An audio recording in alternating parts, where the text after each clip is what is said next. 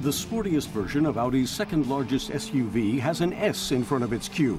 One of the many differences between the SQ5 and the Q5 is that the suspension is 30 millimeters lower. Car tester Mathis Korat knows how agile the SQ5 is in curves. It also has variable shock absorber control, so you can choose between comfort and road feel. For a bit more money, you can get pneumatic suspension, which will allow you to raise the car to drive on dirt or lower it for pavement. Je nachdem, ob ich mich auf der Straße oder auf einem Feldweg befinde.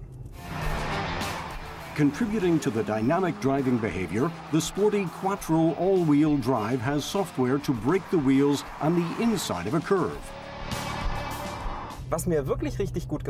What Mathis really likes is the steering. Depending on your speed and angle of steering, it noticeably supports the transmission ratio and the power steering. This may not be a go-kart, but the steering is very direct and precise. Of course, if you have passengers who aren't used to a car that responds so quickly, maybe you should steer a bit more smoothly. Dass ein Auto so schnell auf die Lenkbewegungen des Fahrers reagiert, da muss man dann auch schon mal ein bisschen vorsichtiger das Volant betätigen. The car responds well, even though it weighs almost 2 tons.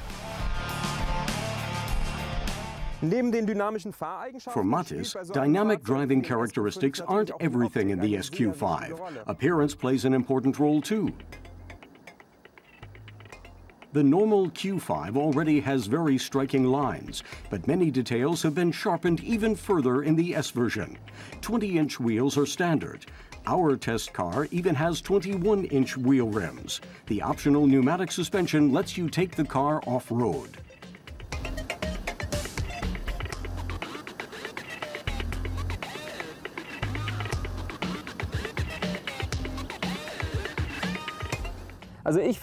Mathis says the designers have achieved a sporty appearance worthy of the vehicle's dynamic character. He does quibble about one detail that doesn't support that impression. From a distance, you might think that this is the exhaust, but it's just a panel. The real exhaust pipes are under the car. Will a look under the hood at the engine compensate for that? Mathis says this is the real core of the car, the 260 kilowatt 3-liter V6 TFSI engine.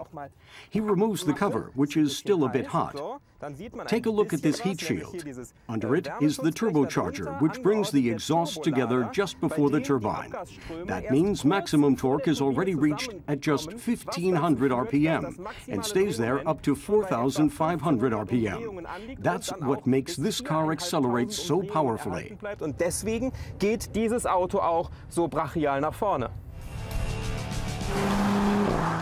It sprints from 0 to 100 in 5.4 seconds. Top speed is 250 kilometers an hour. Average fuel consumption is rated at 8.5 liters per 100 kilometers. Mathis notes that the interior of the SQ5 is fancier than that of the Q5. Contrast seams on the steering wheel are standard. These honeycomb-upholstered seats cost a bit extra, but the standard seats with Alcantara leather are very attractive.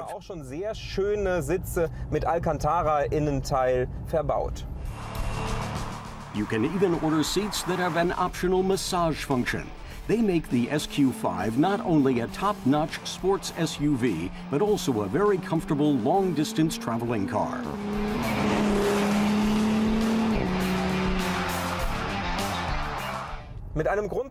Mathis points out that the SQ5 starts out at about 65,000 euros in Germany. That's expensive, but it has a lot more equipment, design, and driving fun than the normal Q5.